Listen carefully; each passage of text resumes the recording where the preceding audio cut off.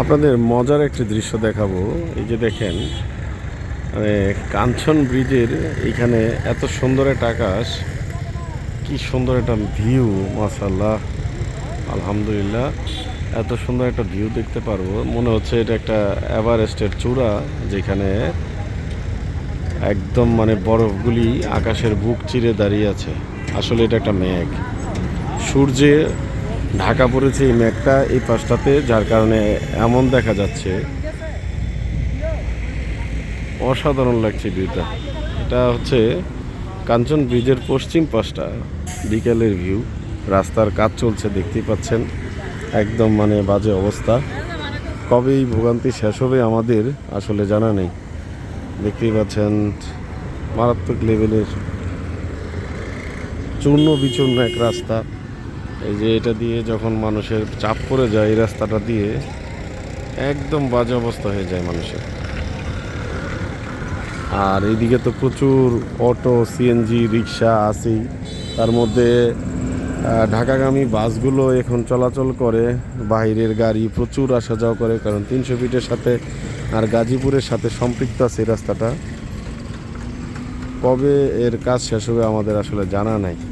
তবে এই দুঃখের মধ্যে এত সুন্দর একটা ভিউ দেখতে পেলাম আর আপনাদের সাথে শেয়ার করলাম।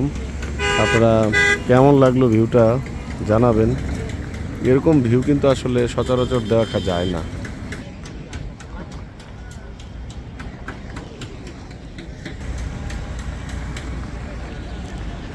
অনেক সুন্দর লাগছে আকাশটা, মাশাআল্লাহ, খুবই সুন্দর, একদম পরিষ্কার ক্লিন আকাশ। আর এইদিকে দাঁড়িয়ে আছি আমার বাইকটি নিয়ে। আজকে একটু ঘোরাঘুরি করব।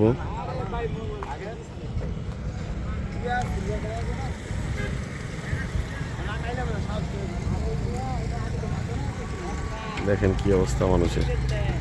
ভদ্রলোক কি কষ্ট করে কাদা দিয়ে যাচ্ছে। প্রত্যেকটা গাড়ি এরকম অবস্থাতে যায়। যদি 4 চাকার গাড়িগুলো যদি এরকম কষ্ট হয় না, দেখেন আপনারা কি পরিমাণ কষ্ট করতে হয়। মানে দুর্ঘটনা হাতের নিকটে। এই যে দেখেন বাইকটি কীভাবে যায়, ওই যে বাইকটা যাচ্ছে, যে দেখছেন, মানে ঠিক মতন যাইতেও পারে না গাড়িগুলো, এমন একটা অবস্থা। আরও যদি একটা গাড়ি আমি জুম করে দেখাই, এই দেখেন এমন অবস্থা, মানে চলাচল করতে খুবই কষ্ট হয়ে যায়। ভোগান্তির শেষ নাই মানুষের।